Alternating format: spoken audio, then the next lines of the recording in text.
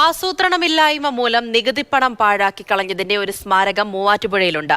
നഗരസഭയുടെ മത്സ്യ മാർക്കറ്റാണ് ആ സ്മാരകം. ഇന്ന് സാമൂഹ്യ വിരുദ്ധർക്ക് സുരക്ഷിത താവളമാണ് ഈ മാർക്കറ്റ്.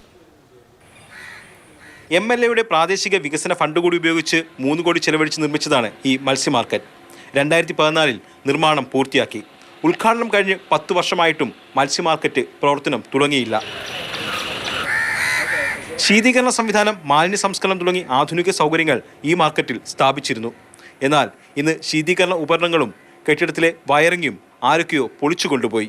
ഈ കെട്ടിടം പണിതതിന് ശേഷം ഇത്ര വർഷമായി, 10 വർഷത്തോളം പിന്നിടുക, ഒരു കൊട്ട മീൻ പോലും ഈ ആധുനിക ഫിഷ് സ്റ്റാൾ എന്ന പേരിൽ ഇവിടെ പണിത സ്ഥാപനത്തിൽ കൊണ്ട് വിൽക്കുവാനോ ഒന്നും സാധിച്ചിട്ടില്ല. മത്സ്യവില്പനക്കാർ വരാൻ താല്പര്യപ്പെടുന്നില്ല.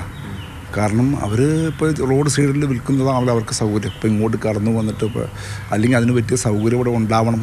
ഇത് ജനങ്ങളെ ആകർഷിക്കുന്ന ഒരു ഇടമായിട്ട് ഇത് അധികാരികൾ നേരത്തെ നോക്കേണ്ടതായിരുന്നു.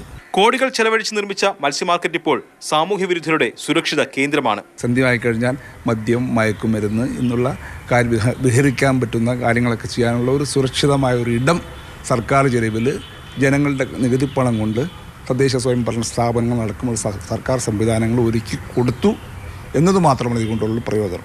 മത്സ്യ മാർക്കറ്റിന്റെ ആവശ്യകത, അനുയോജ്യമായ സ്ഥലം എന്നിവയെക്കുറിച്ച് ഒരു പഠനവും നടത്താതെയായിരുന്നു കോടികൾ ചെലവഴിച്ചുള്ള നിർമ്മാണം.